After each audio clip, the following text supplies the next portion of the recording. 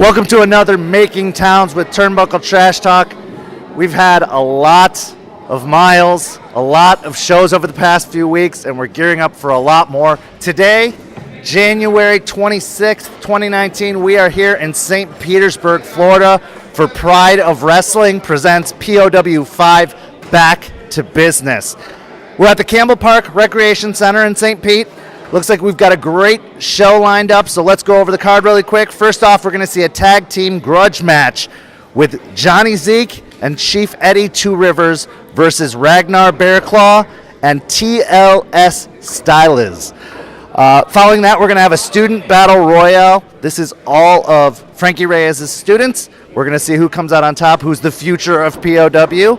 After that, we've got a ladies match between Catalina Perez and the Slayer Lena.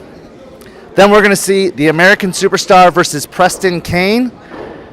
A four-way rumble with Big O, the Captain, Aaron Nova, Jason Stewarts, and Zion RT1. Then in our two main events, first one we're going to see round one of the POW Championship Tournament, Papi Nieves versus Anthony PSG Santa. That is going to be one hell of a match. I'm already calling it. Finally, in our main event, we've got round one of the POW Championship Tournament, Dax the Axe versus the Bipolar Express, Joshua Masters. Joining me at this time is the pink shirt guy, Anthony PSG Santa. Santa, you've got a huge match, a huge opportunity tonight. You are in round one of the POW Championship Tournament. Now, after beating a 2 of 3 series against the Captain Aaron Nova, you obviously got POW's management's attention. What are your thoughts going into this match tonight against Papi Nieves? Kent, I got to be honest, I am extremely excited to be here because finally Turnbuckle Trash Talk has arrived to Pride of Wrestling. And I'm excited for this. My opportunity is with Pride of Wrestling, and that's, at this point, people have been asking me, where have I been? Why haven't I been wrestling? I'm just looking for opportunities. ACW is giving me an opportunity, SIW is giving me an opportunity, and POW is giving me an opportunity, and I want to win a championship, and that's what we're going for. If I wanted to, I could probably wrestle at the local flea market and wrestle Joe Schmo and beat him in less than 5 minutes. But that's not what value I have, and that's not what I'm looking for. I'm looking for championships, and I want gold around my waist. Pride of Wrestling is giving me that opportunity, and that's why I'm here. Papi Nieves is one of the best in the area, and that's all I've been wrestling as the best. I've been wrestling Aaron Nova, David Mercury, Eddie Torres, Logan Creed, Troy Hollywood. I've only had 10 matches, and I've wrestled those types of names. That's why I'm going up against the best, because I want opportunities. I'm not scared of that. Well, that's true. I mean, I hope that answers your question. Well, that's true. You've had an incredible first year on the scene. I mean, just those opponents you mentioned are some of the top caliber talent in the area, and now here you are vying for a championship right off the bat. I mean, it's very rare that anybody in their first year has that opportunity, and here you are. But also, some could say that Papi Nieves is almost like your evil equal, an opposite of PSG. Is that going to be affecting you in this match? I mean, you could be looking at essentially your darker self. What are your thoughts? Well, I mean, when you look at him face off, he's got a striking posture. I mean, he's a big guy. He's also Puerto Rican, and you already know the greats come from Puerto Rico, so he's going to be very skilled, and I've seen a lot of his work. I've studied him. He's very good at what he does, but what he doesn't have is the pink C, and that's the baddest fan base in Florida. And you either hate him or love him, and whatever side you're on, I love him, and that's why they're going to stick with me, because the pink C is the best. Well, Santa, good luck in your match tonight, and hopefully you'll move on to the championship match. Hey, you guys keep doing what you're doing. Turnbuckle Trash Talk has been making a name for themselves. These guys are the best in the area, and I'm not just saying that. These guys are awesome people, and I hope the very best for you guys. Thank you so much. I'm here with the Captain, Aaron Nova. Captain, you've got a 4-way match tonight against Big O, Jason Stewarts, and Zion RT1. What are your thoughts going into that match? First and foremost, correction, it's a 3-on-1, all right? I'm the captain. Apparently, instead of putting me in the tournament, I got to play lighthouse now, all right? I got to welcome the newcomers now. We got Big O, Zion retweet 1, and the other gentleman, God, I can't remember his name. And that's good because he's not important. What's important is Aaron is going to prove again why he's the captain. I did it before when I beat PSG, and the other 2 times he cheated, but that doesn't count. But this time I'm going to make a statement that not putting Aaron Nova, the captain, in the POW Wrestling Heavyweight Championship Tournament is a mistake. And I'm going to begin tonight, and then follow that. I'm going to bum rush that tournament, and it's going to be ascension to the top, and I will be POW Heavyweight Champion. So you're saying you're going to get yourself involved in the tournament tonight? Absolutely. I can't be denied. I won't be denied. Well, Captain, good luck. They're going to need it. I'm here with Alan Roulette of River Horse Photography. I'm not going out on a limb when I say this, but he is the best photographer possibly in wrestling, definitely in wrestling in Florida. Alan, you're here at Pride of Wrestling tonight to do some photography for them. Just tell us a little bit about what you're feeling going into this. Well, it's a big show. They're putting the belt on, after this tournament, they're putting the belt on somebody. So Robbie brought me in, said that photography needed to be done, so I'm real excited about doing it. So what got you into photography? Why even wrestling photography is kind of its own niche of photography. What made you choose wrestling photography as kind of like a primary, I guess? Well, I'm an old guy, so I've been shooting for a long time, but wrestling photography, actually, I went to some shows years ago. I used to bring my kids to the shows, and I saw Modern Myth shooting. And if anybody's seen the Modern Myth photography, he's just watching him shoot and then seeing what he comes up with is really pretty amazing stuff. And I was like, I want to be that when I grow up. When I was like 40, I was like, I want to be that when I grow up. Yeah, exactly. So, and then once I got into it, Trevin Adams, I met him, and then started to shoot some stuff for WWN.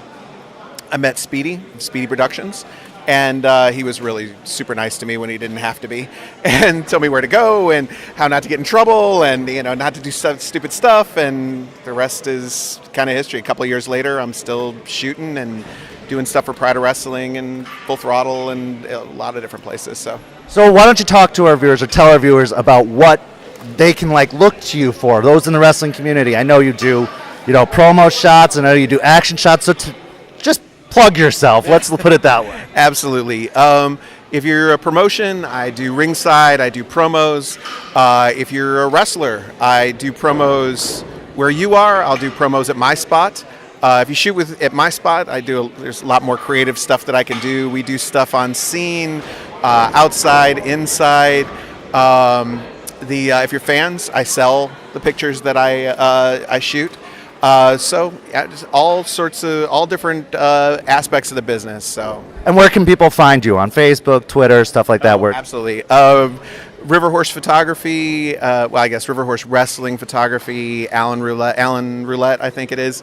I don't even know my own thing. On Facebook, River Horse Wrestling Photography on Instagram, Riv_horse_photo on Twitter. Like and follow. I try to post every day. I try to post stuff that's really interesting and fun, so, hopefully people kind of get a kick out of it. So. Well, we're definitely going to be looking forward to the photos from this show. Thank you so much for joining us, and we look forward to having a full interview at another time. Absolutely. Thanks. I'm here with Johnny Zeke. Johnny, you've got a tag team grudge match. You and your partner, Chief Eddie Two Rivers, will be fighting Ragnar Bearclaw and TLS Stylus. What are your thoughts going into that match? My thoughts are to win this match tonight. Ever since I made my professional wrestling debut here at POW, Ragnar's been attacking me from behind, trying to get the better hand. And as far as his partner, he's subbing in for his cousin Salazar, who cannot be here tonight. So, fortunately, I'm going to have to take my frustrations out on his cousin. Well, considering his cousin is substituting, have you had any opportunity to see him in action? Have you been able to scout out your competition? I mean, obviously, you're very familiar with Ragnar, but with TLS in the mix, how does that affect your strategy going forward? We're on the street. That man is not, all there. So I'm definitely going to have to be careful, but I'm definitely going to have to be aggressive tonight. So we've got the POW Championship Tournament happening at the same time. I have no doubt in my mind that you've got an eye for the POW prize. Will you be watching those matches closely? Oh, of course. I'm definitely going to be watching. Because when this tournament's over, I'm going to be the first one in line for that championship. Well, Johnny, good luck tonight. Thank you so much for joining us. Thanks for having me. I'm here with Joe and Joey Saraceno. Guys, Pride of Wrestling, here we are with the myth, the legend, the man himself. What are your thoughts going into the show tonight, guys? It's going to be a great time. I think this is probably my 6th or 7th opportunity to wrestle since I debuted in June 9th, actually just down the road at the Police Athletic League in 2018. It was at 61 years old, made my professional wrestling debut, and did it for this guy. That's fantastic. What do you think about your dad going out there and wrestling? I mean, you see people doing this at like 20, 30, and then he's just like 61 doing it. And he's already tearing it up on the scene. He's got a match tonight. What'd you say? It was your 7th match? I think so. That's fantastic. Like that. Well, and I think it's such an inspiring story to show that it's never too late. If this is something you're passionate about, this is something you get into. Do you have any advice for anybody else who'd be even thinking about getting into wrestling? I mean, Oh, absolutely. First of all, don't try this at home. I was 48 years old when Joey was born, and he lost his mama when he was 7 years old. And because with such a age gap, I saw that wrestling could be something that we could both navigate through the grief that we were both experiencing. And he was into the all the computer games and WWE, and we started attending events and getting to meet his favorite wrestlers. And then in March, I think, of 2017, we were at, again, an indie event just like this. And we ran into Coach Frank Reyes, and he was telling Joey if he ever wanted to train, he'd have to be 16 years old. Now, you know, there's that old adage that you'll do anything for your kid. And I said to Coach, I says, well, would you train a 60-year-old? He says, train you for what? I says, to wrestle. And he goes, well, if you give me the passion, I'll give you the skills. But what I didn't know, in light of your question about anybody that might want to get into this, it was grueling. I thought I was going to die. I mean, every time I wanted to quit, this guy kept saying, well, you can't. And I thought, you know, I mean, I made this kid a promise, so I wasn't going to quit. It was absolutely grueling, worked real hard with all the guys. And 17 months later, I was able to pull it off, and I'm still not sure how I'm able to do it today. well, they say practice makes perfect, and like I said, your story is extremely inspiring, not just, I'm sure, for your son, but for lots of fans out there. I mean, I'm 35, I went to training, and I didn't think I could handle it either, so I totally understand, you know, partially where you're coming from. It's so inspiring to people like me that you've made that happen. Do you think you're going to be a pro wrestler, just following the footsteps of your dad? Yeah. Well, that's awesome. Thank you guys so much for joining me today. Good luck tonight. We'll be keeping close track of your future I want to matches. hang around long enough so he can tag team with me. That sounds... We're going to go, maybe we can go after Bob Cook. You know who Bob Cook is, Oh, right? yeah. He's in the audience over there. Maybe Bob Cook and his son, and Joey and me. What do you think? Yeah. All right. Make it happen, guys. Thank you so much for joining me.